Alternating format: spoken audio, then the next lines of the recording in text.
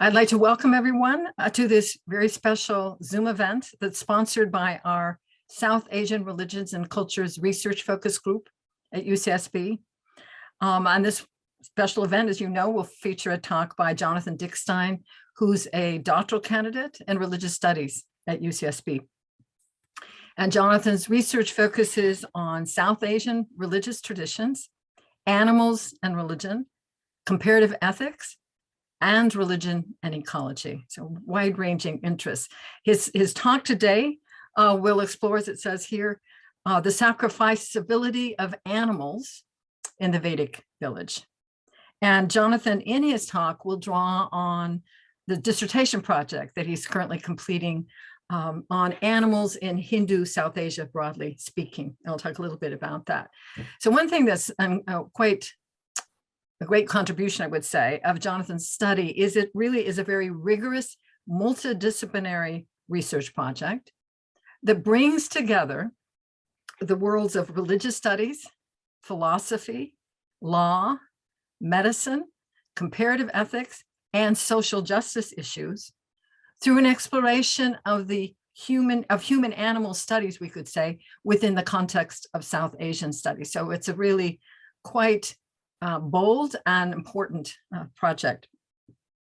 And his dissertation project, what I would say it does is it really provides a critical interrogation of the category of the animal and the positionality of animals in the human-animal borderlands of a range of Hindu traditions and Hindu worlds, cosmological, ethical, and political. I just want to say a little bit about each of these three aspects of his project.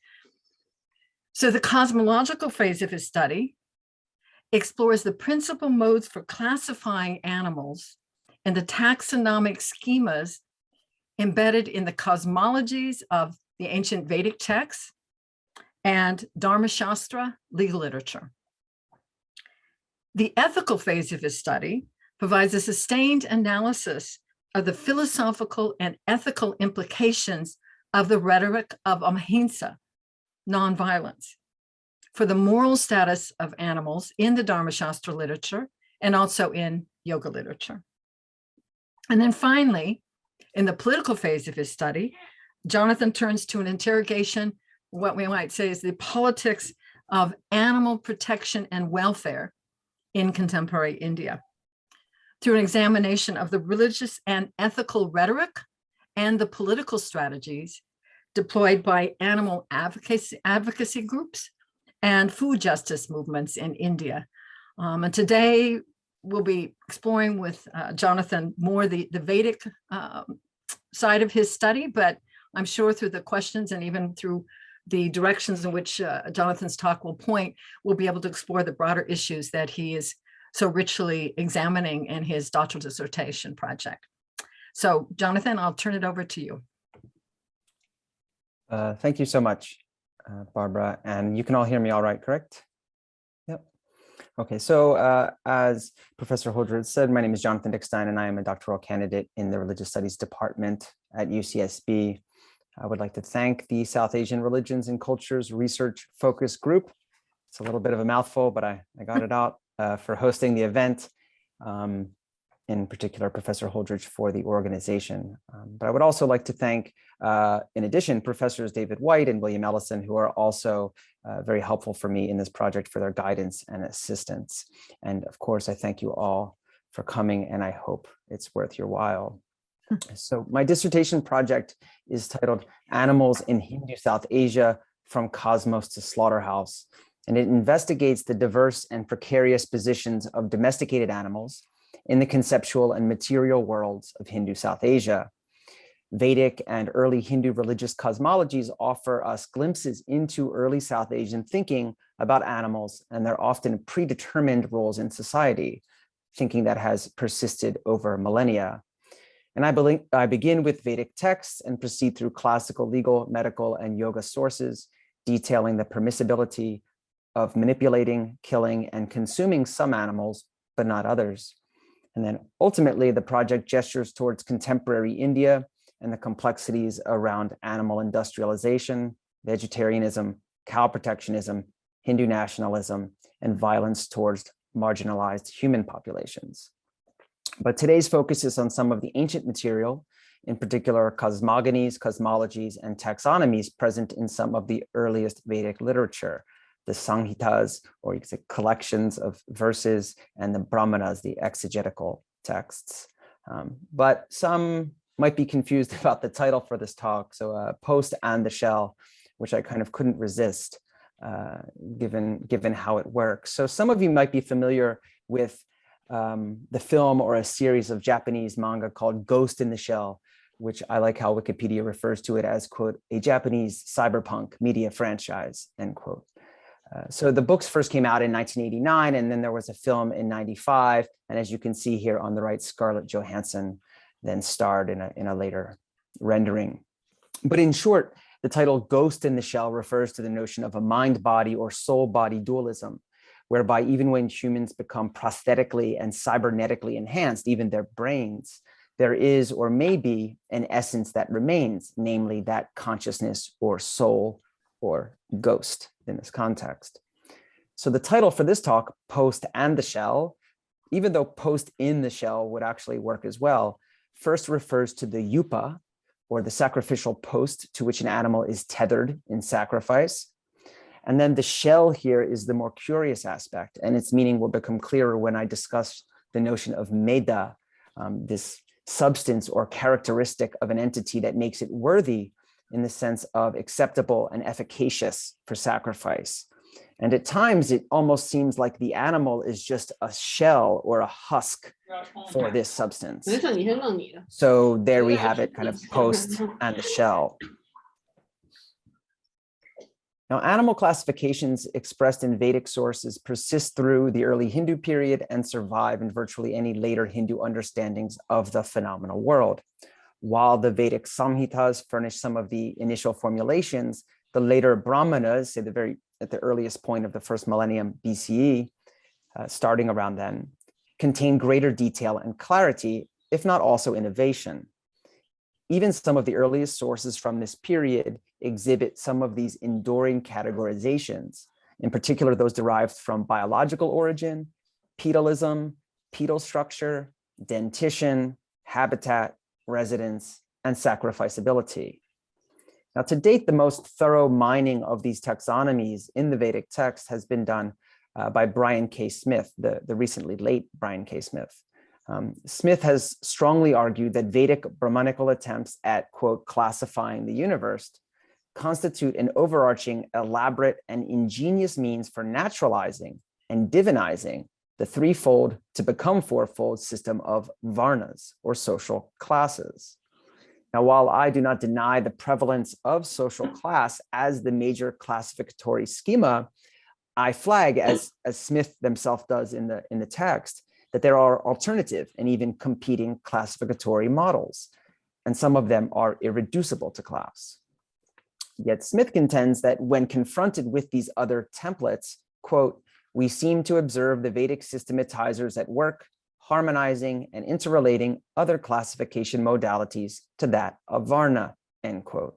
So it's this idea that they are all these other templates that are being subsumed under Varna. But it's these adjacent modalities which more often than not operate in the context of animal life that I investigate in particular. I contend that akin to how Brahmins were deeply invested in establishing themselves as the foremost of men, so too were they committed to situating the human as the foremost of terrestrial beings, and specifically the foremost of animals. And situating themselves as such manifests in names and categories. So by way of an independent example, we could look at Genesis. We could look at Genesis 2:19, quote, so out of the ground, the Lord God formed every animal of the field and every bird of the air and brought them to the man to see what he would call them. And whatever the man called every living creature, that was its name, end quote. So in short, and to use the phrase of Brian Smith, creation is not cosmos in this scenario either. The world is not properly structured at the moment of inception, but rather it's an unorganized state of affairs. and animals do not have cosmological or functional assignments prior to being labeled here by Adam. The names of the animals are determined by Adam, are determined by man in the process of cosmos building. So that's just to give another example. Today, I'm going to make two basic claims. And the first is this, maybe a claim, but a presentation of residence, the notion of residence of animals as an ontological category. And that sacrificability is a quasi-anatomical category, or we could say that there's an anatomization of sacrificability. Now, the one kind of area that I'm not going to get in today are some of the anatomical categories. I maintain that in the Vedic sources in particular, the anatomical classifications are secondary to the residential ones with respect to cosmological and ethical import. But despite this fact, these anatomical and residential frameworks kind of cooperate to establish and detail a world of others with whom we interact with according to numerous prescriptions and proscriptions. And taxonomical structures continually reinforce one another and kind of buttress one another, so that, for example, when there is a divinization of a class-based hierarchy, say in the Purusha Sukta, where the cosmic man is segmented into the social classes, or in a pantheon of deities who themselves are classed, there is this claim almost that, look, as in heaven, so too on earth. So there's this divinization of class. But there's also a sense in which you can anatomize this hierarchy that corroborates that pattern, where you would get a phrase something like, as on earth, so too in the body. So in this kind of bodily expression comes out in various ways, such as in how beings propagate, their ability to move in manners of locomotion, their pedal and dental structures, and their various dietary habits. So we're not going to get into this that much today, but maybe you'll thank me so that we don't have to go through this graphic in detail. But we could kind of get into this in the Q&A if we want to talk more about the anatomical categories. So before getting to residence, I want to talk a little bit about habitat. So here is a graphic that's going to show more about residence and habitat in one graphic. And the term habitat conventionally refers to the place or environment where a plant or animal, quote, naturally or normally lives and grows, with naturally and normally occupying critical places in these definitions, but their meaning seems to be consistently vague and flexible. Interestingly, that when we're talking about non-human animals, habitat is virtually always accepted as a kind of intrinsic and fixed living space. So when animals are capable of adapting to alternative surroundings, they seem to be still viewed as estranged from their proper or true surroundings when they happen to dwell elsewhere. Alternatively, and curiously, the notion of a proper habitat, or maybe any habitat whatsoever, is hardly ever applied to human beings, human animals. Even when humans survive and dwell and reproduce in climates and topographies that are extremely hospitable to their constitutions, these regions still are somewhat understood as human habitable territories. They might be difficult, but they're habitats, or habitat doesn't even apply to humans. So to quote that well-worn phrase of Mary Douglas, humans never seem to be out of place. But non-human animals, by contrast, are assumed to be akin to, if not partially constitutive of, the natural world that dictates a natural or proper habitat. Human beings transcend this fixity and do so apparently just by being human. So in my narrow usage of the term habitat, I'm only referring to the kind of material environment, vertically speaking, as in the graphic, that suits a being as dictated by their biology. And this is generally simple. It's not always simple, but generally simple: air, land, and water corresponding to birds, land animals, and aquatic creatures. Now, interestingly, while aquatic creatures are occasionally mentioned in Vedic sources, such as serving as a character in a narrative, there is no mention whatsoever of aquatic creatures in the context of categorization and ranking. While we can safely assume that the Vedic peoples in the northwest of the subcontinent had relatively minimal contact with and reliance upon aquatic animals, at least in contrast to land animals, their basic familiarity with these animals is evidenced through references in non-taxonomic contexts. Hence, the question does not seem to be so much one of contact, but of concern. And Hans Peter Schmidt has noticed this, quote, "It is remarkable that in the Rig Veda, the tripartite classification into animals of the earth, the air, and the water is not attested. Rig Veda 1098 mentions the animals of the air and then the wild and domestic ones. The water animals seem to be consciously ignored," end quote.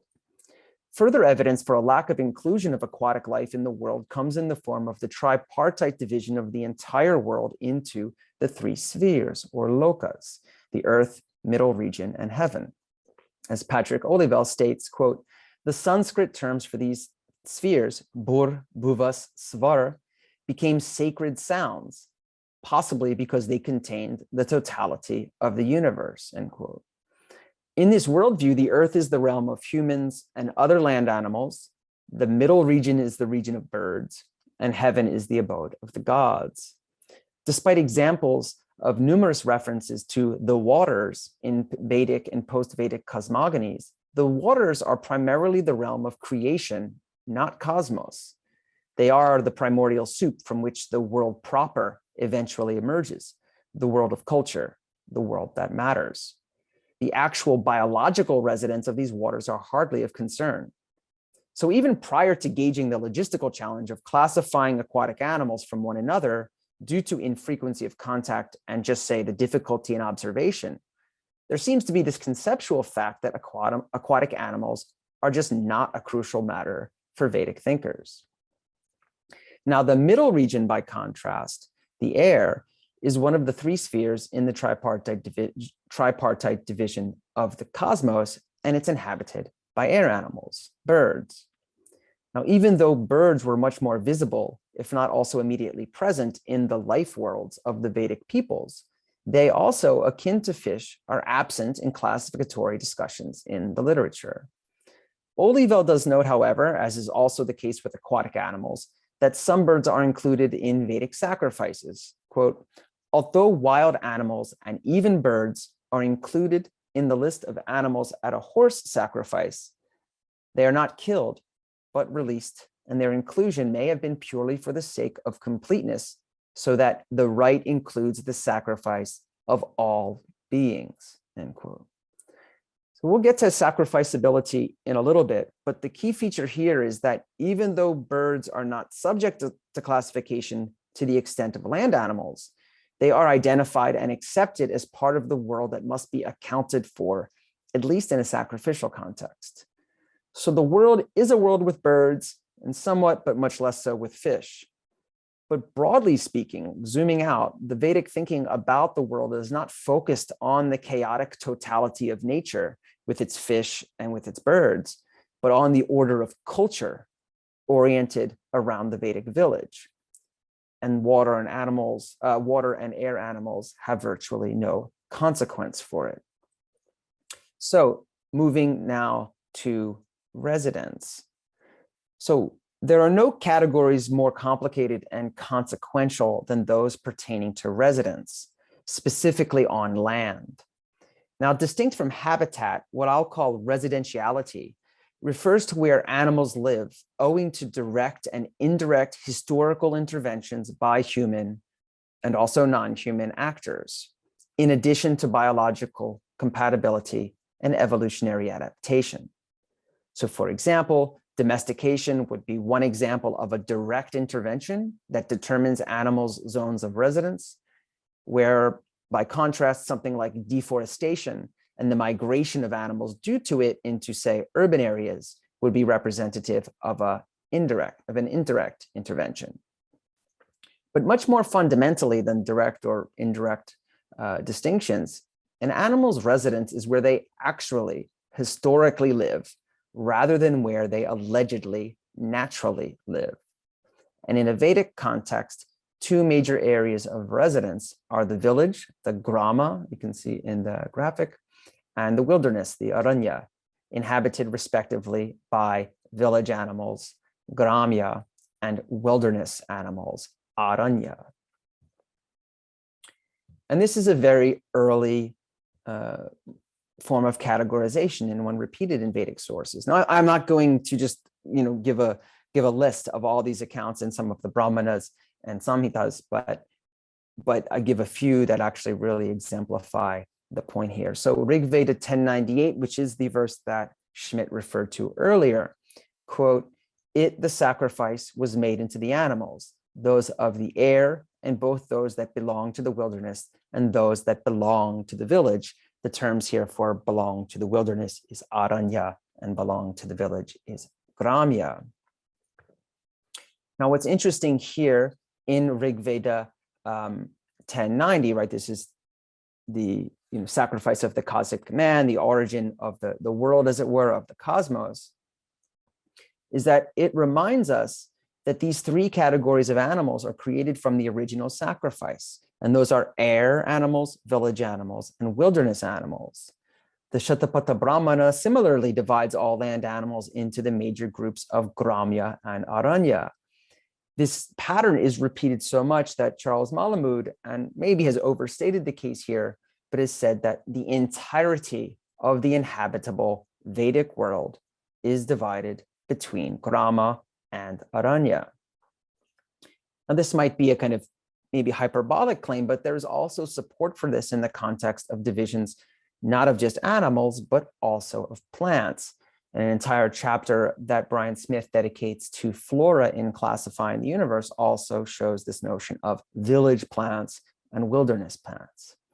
And so this foundational binary, right, this notion that Malamud seems to say that's basically says the village is here and the village is over there, and you're really only in one or the other. And we could say, or I think we could much more than say, that this derives from the social history of the Vedic peoples themselves, nomadic pastoralists who only occasionally engaged in settling and fixed plant and animal agriculture. So in that context, when we talk about the village, this grama, what are we even referring to? Now, Wilhelm Rau, taking kind of the lead from the 2nd century BC grammarian Patanjali, gives a quite nice and concise analysis of the term grama. Quote, and this is from Patanjali's Mahabhashya on Panini. "This word grama has many meanings. There is the case where it denotes a group of sheds, as in the sentence, the grama is burnt. There is the case where it denotes what is surrounded by an enclosure, as in the sentence, he has entered the grama. There is the case where it denotes the people, the inhabitants, as in the sentence, the grama has gone, the grama has come. There is the case where it denotes all that has been stated above, together with the adjacent jungle, together with the boundaries, together with the open fields, as in the sentence, a grama has been obtained through a land grant." So by the 2nd century BCE, grama, or village, had thus come to mean 1, a group of structures or sheds, 2, the territory enclosed by a fence, 3, the people themselves, or 4, all of the above.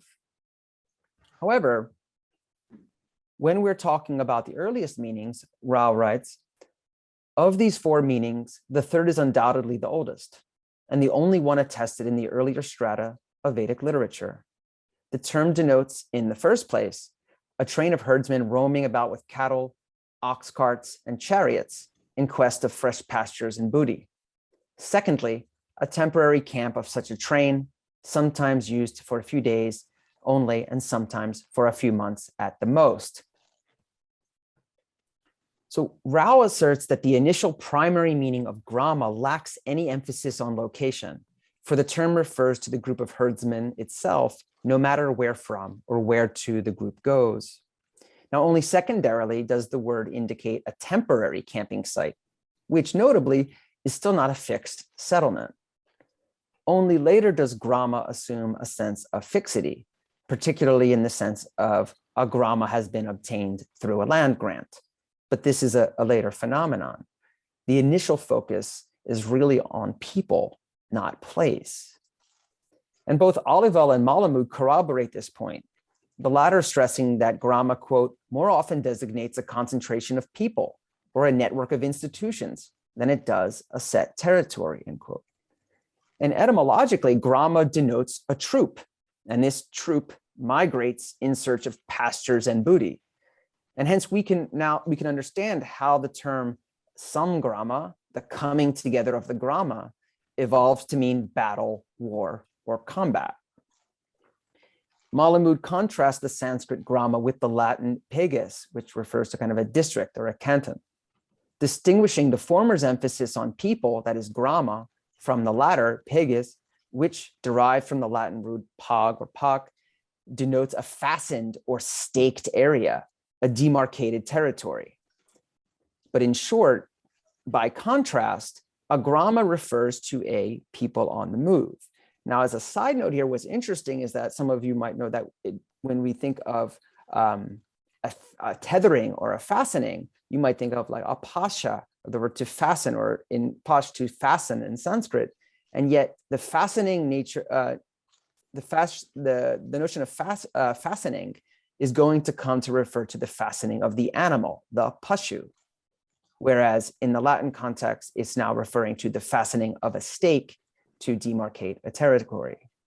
But to summarize the point, it's that the grama originally referred to the relationships between people and their animals rather than the geographic location and the residential arrangements of those people and animals. By the time of the Arthashastra, this is about the 2nd century CE, the word signifies a fixed village rather than this mere concentration of people or network of institutions. And importantly, this pivot contributes to a modification in the meaning of the derivative term gramya, or village animals. So that later, when we get to the Dharma literature, which we can't get into today, gramya now refers to non-farmed village living animals, such as chickens and pigs. Yet at other times, it refers to these animals in addition to farmed village living animals, such as horses, donkeys, and camels. And then the term is also used to designate farmed animals grazing in the pastures around the village, such as cows, goats, and sheep.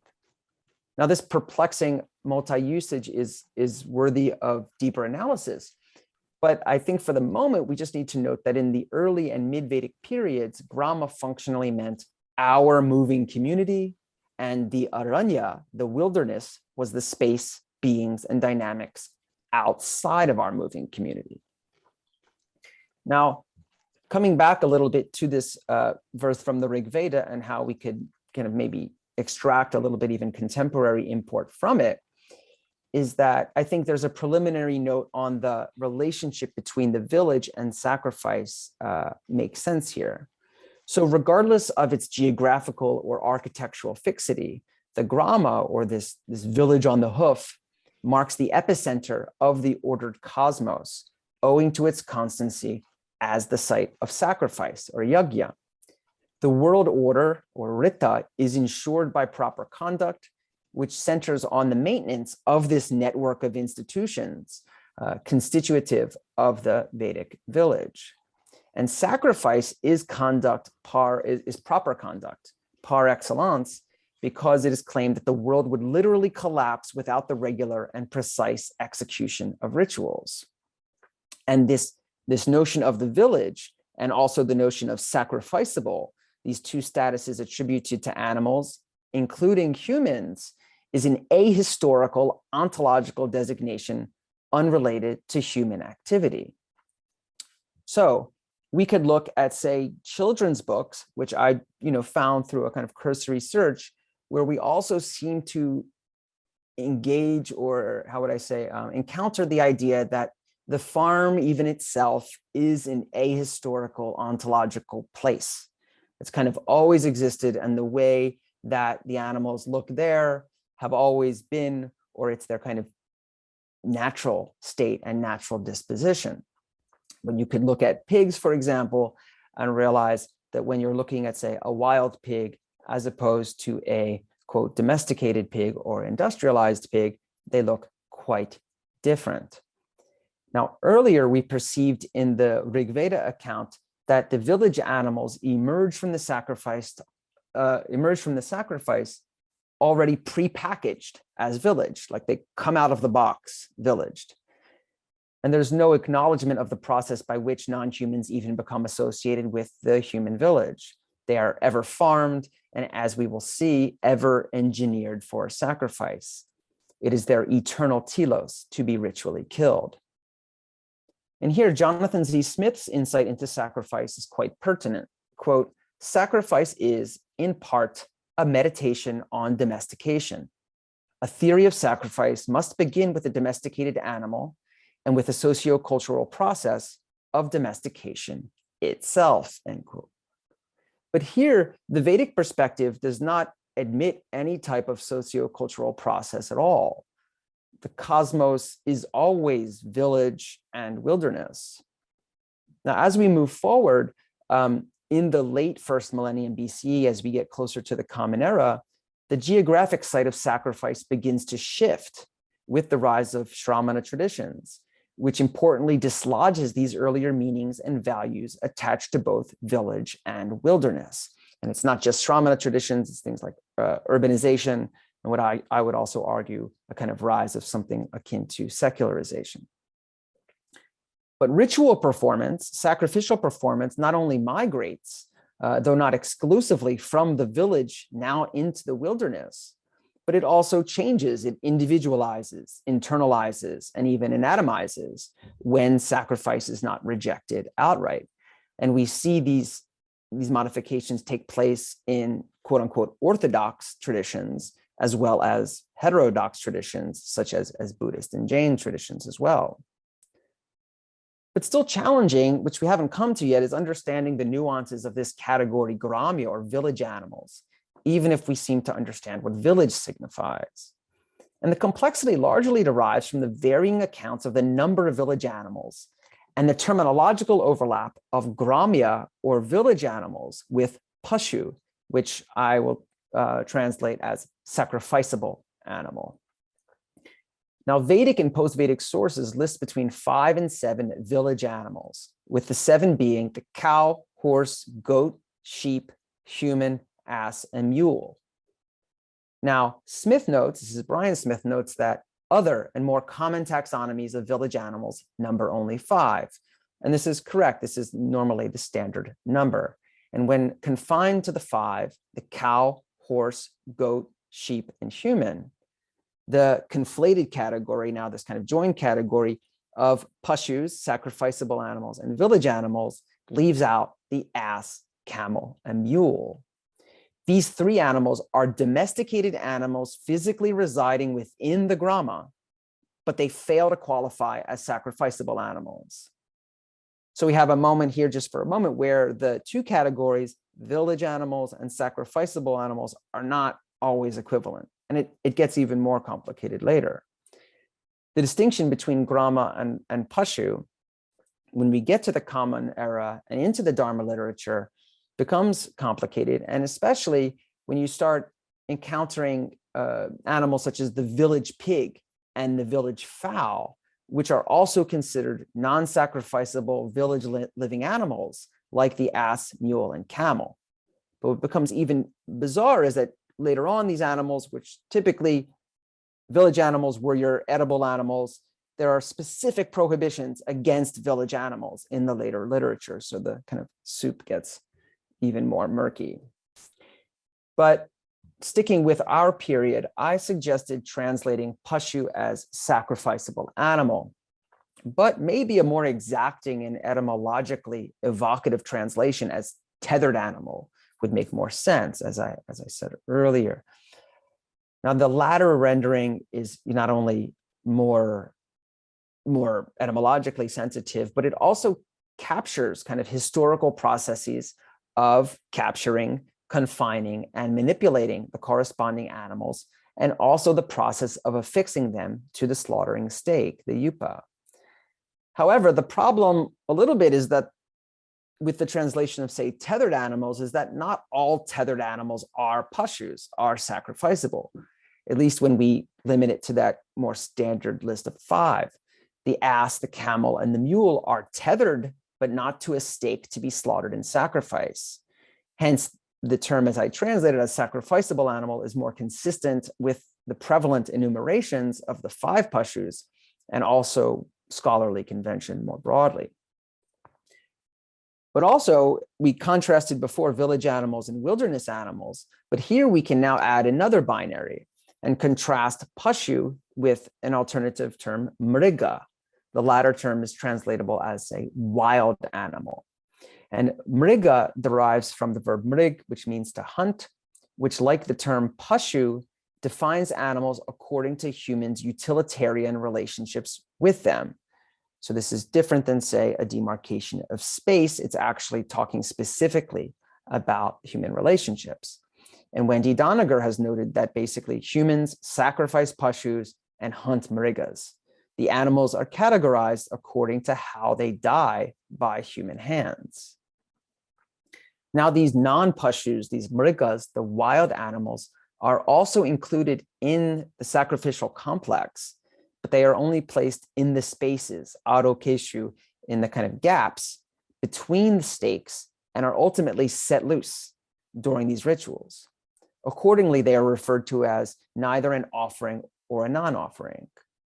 Shatapatha Brahmana 12:14-3:3 speaks plainly in expressing that the wilderness animal, the aranya, is not a sacrificable animal, pashu, and offering should not be made thereof. But the sacrifice still needs to be all-inclusive, accounting for the facticity of the wilderness, but still expressing the centrality and superiority of the village.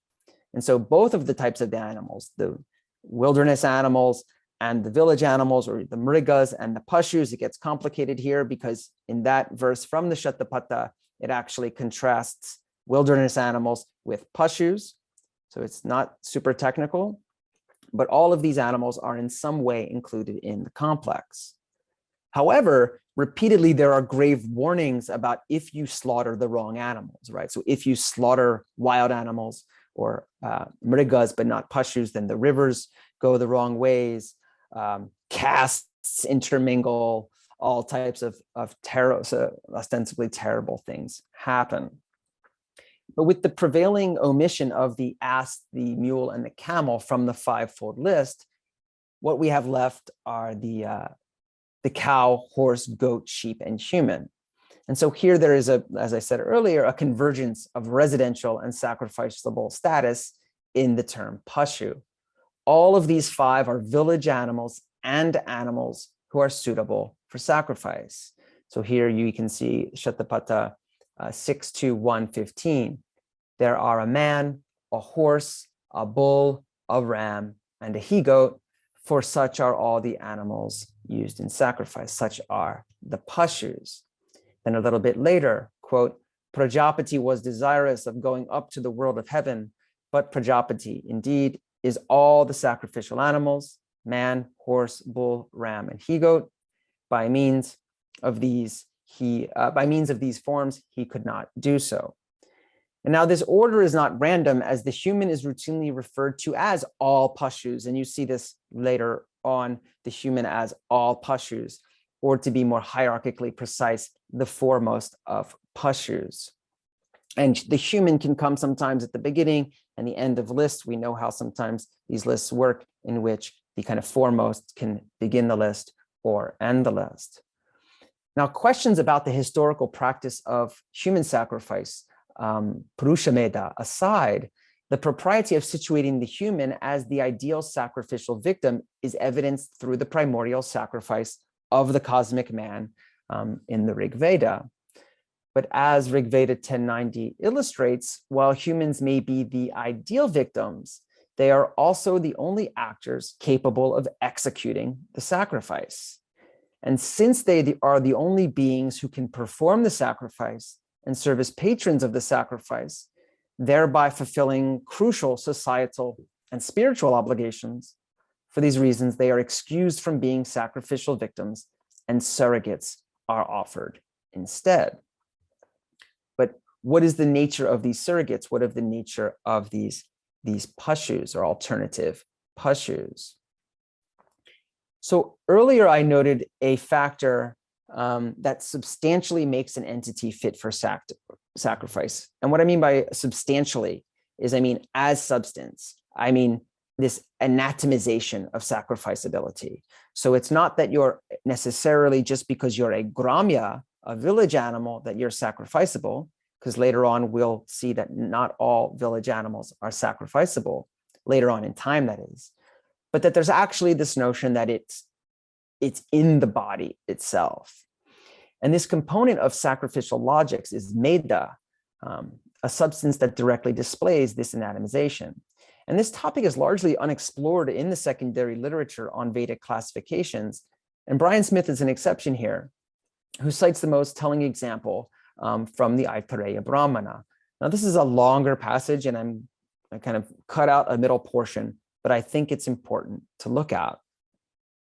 So the gods offered man as sacrificial victim, then the sacrificial quality, then the meda, passed out of the offered man.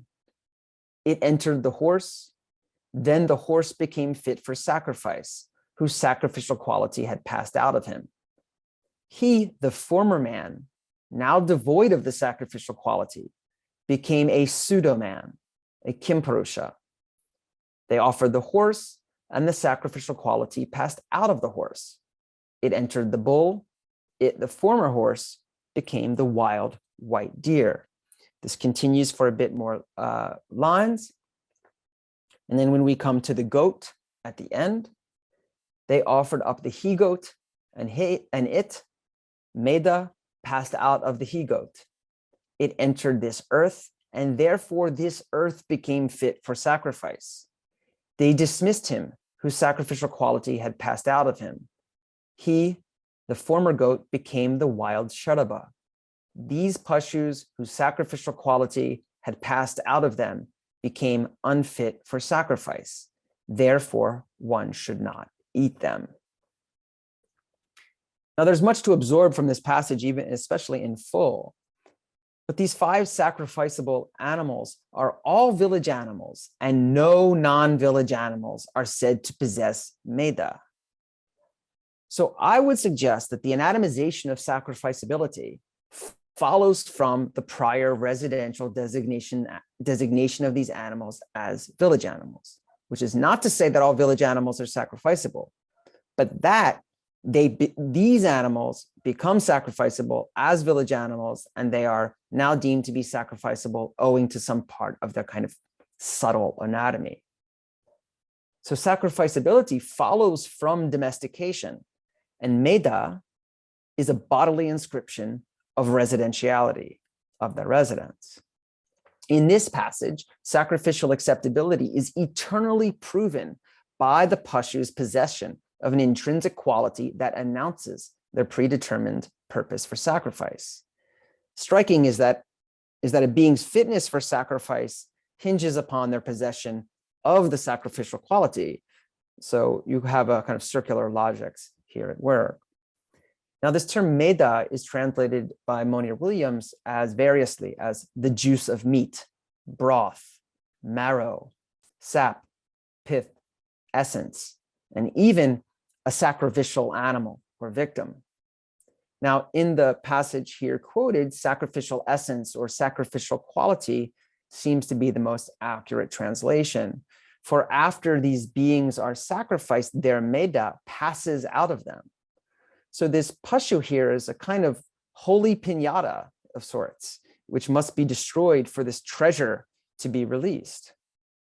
One may therefore characterize the sacrifice as an offering of meda rather than the actual life force of the animal as a whole, even if obviously and unfortunately you can't kind of get the treasure out of the piñata without destroying the piñata, and likewise meda without the sacrifice. And by no means do I mean this to trivialize the situation, but it seems like what's happening.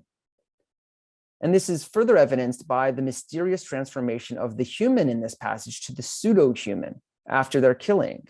And this human is a type of living husk or shell of the quote unquote real Purusha.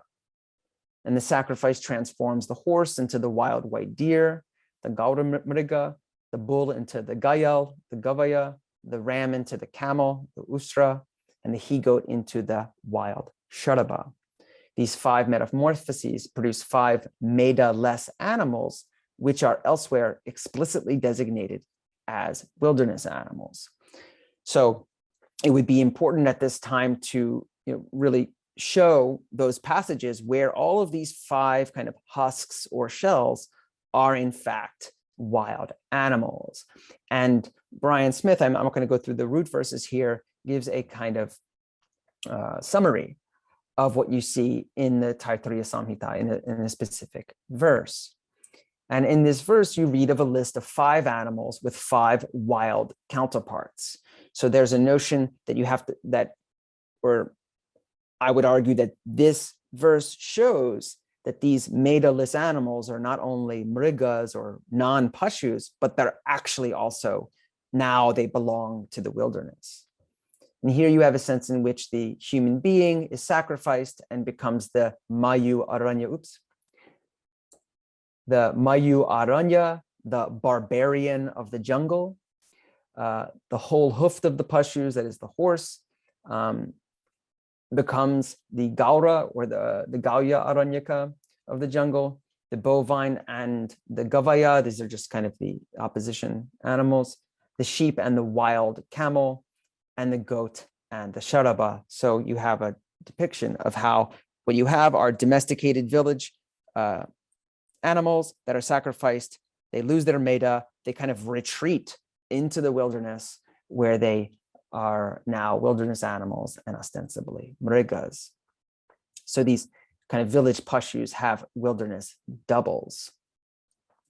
Now, what's interesting here, and I think is relevant, is a note on this figure of the Kim Purusha or pseudo-man. In the above passage, the Kim Purusha, or as we see in the Taittiriya, this Mayu Aranya, kind of the man of the wilderness, is the shell of the real human that survives the sacrifice. Now, interestingly, in a note on this term Kim Purusha at Shatapatha 6.3.124, in the quite old translation of the Shatapatha, Eggeling remarks that, quote, this term probably refers to the counterfeit of a man, a doll, or a human effigy, end quote. And then later in the Shatapatha, Eggeling remarks again, it is doubtful what is meant here by this term Kim Purusha, unless it be a monkey or a counterfeit human head. So in the first note, Eggeling refers to Sayana's commentary on that same verse that glosses Kim Purusha as a Nada Purusha, or untrue human, or Alika Purusha, counterfeit human. So there's this sense in the earlier understanding that this Kim Purusha referred to some kind of effigy, or maybe an ape, or a doll, or some constructed kind of post-sacrifice human. But referring to the same exact verses, Brian Smith highlights that in the Taittiriya, the Kim Purusha is identified with Mayu, the latter signifying an uncertain type of creature, but it's surely not a counterfeit. This notion of the Mayu Aranya is certainly not some kind of counterfeit or doll. And this is convincing given that in the same passage, all of the animals are said to have counterparts that are real animals that inhabit the wilderness. And Smith also mentions a creature labeled as the Purusha Mriga. So there's a term, the Purusha Mriga, the wild man, in another verse from the Taittiriya. So in my view, all of these verses support the idea that this Kim Purusha is an actual being and not an effigy, and is the Meda deficient version of this human who is a Pashu. Now, why is this important maybe for us or in other contexts is that Smith is one of the few who has connected, even if only briefly, this notion of the Kim Purusha, the pseudo-man, the barbarian of the jungle, the wild man, with the notion of the mlecha, or the uncivilized foreigner. And our own today, Barbara Holdridge, has remarked that mlechas, these babbling barbarians, are the abhorred other, the undifferentiated mass of foreigners whose principal function is to define the outer limit of the, quote, indigenous, and quote, custodians of Dharma. So what I'm pointing to is that there is an intimate relationship between notions of civilization, village, and Dharma, and conversely between savagery, wilderness, and adharma. Smith contends that the pseudo-man is this babbling barbarian, with the Aryans, the Vedic cosmologies, quote, relegating their non-Aryan neighbors to the status of pseudo-men, the wild, inedible, non-sacrificial other, the empty shells of real human beings, end quote. So hence the village, and more precisely the ritual arena, if not the yupa, the post itself, is the axis of civilization in the Vedic worldview. The sacrificer and sacrificed, ideally the sacrificer as sacrificed, is the truest or most real human being, or better phrased, to quote Silko, the superior mode of being, end quote. In the modern world that often views the performance of animal sacrifice and the suitability for sacrifice as markers of inferior and not superior status, so primitive in the former case, killable in the latter, in Vedic traditions, both of these biocosmogonic qualities are what designate one as civilized, as integral to the world of Dharma, to the world proper. To be domesticated is to be civilized, and the already domesticated status of the Aryans, Purushas, and Pashus, so the kind of the Aryans, the humans, and the sacrificable animals, is quasi-anatomized, inscribed in the body through this notion of Meda, which is completely lacking in Millennias or foreigners, these Kim Purushas, these pseudo wilderness men and wild animals as well. So the 2 points that I've tried to make, or at least bring to light, are one is this notion of the kind of prepackaged or predetermined notion of residence, which is actually a historical phenomenon and not an ahistorical phenomenon. And then also how sacrificability, or in a sense, kind of the civilized status also of individuals, is also predetermined and anatomized. Now, what we'll look forward to in another part of my project are notions of how this changes, and also how it refers to who can be killed, who can be used, and who can be eaten. Now, Smith characterizes this other as the wild, non-sacrificial, and the inedible, which echoes this general insistence they have that you're either village, sacrificial, and edible, or you're jungle, that's their translation for aranya, non-sacrificial or inedible. Now, I would say that while this kind of satisfies as a general template, it doesn't satisfy absolutely, especially when we move into the second half of the first millennium BCE and the Dharma literature. And this is a shortcoming of Smith's work, because they tend to kind of use both of the material together to prove the point, but this binary doesn't satisfy once we kind of move out of the Vedic period. So using the horse and the deer as 2 examples, not all village animals are edible, even if they're sacrificable, in the case of the horse. And nor are all wilderness animals inedible, even if not sacrificable, the case of a deer. Hence, not only must we account for the routine consumption of wilderness animals killed by means of hunting rather than sacrifice, as well as the sacrificable but inedible horse, but then there are at least 3 animals, camels, pigs, and chickens, that are considered by later Dharma texts to be both inedible and not suitable for sacrifice, even though they are village animals. So this starts to get confusing. In short, we have the exceptions of edible wilderness animals, sacrificable but inedible village animals, and non-sacrificable and inedible village animals. So these are exceptions that really a binary that Smith sets up in his work doesn't satisfy, especially because later on, the village animals are claimed to be inedible. The village pig and the village chicken are said to be inedible precisely because they reside in the village. and implicitly their wild counterparts can be eaten. So it gets extremely confusing.